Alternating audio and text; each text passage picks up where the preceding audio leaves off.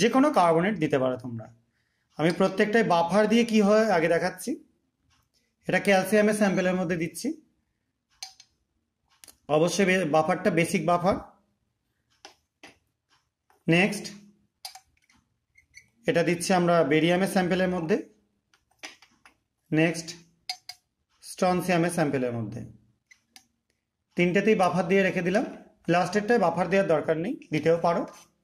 যাই হোক, এবার বাফার দেওয়ার পর আমরা ফার্দার কি করব, এগুলোর মধ্যে যোগ করে দেবো কার্বনেট, যে কোনো কার্বনেট স্যাম্পেল। আমি এখানে পটাশিয়াম কার্বনেট নিয়েছি সলিউশন করে,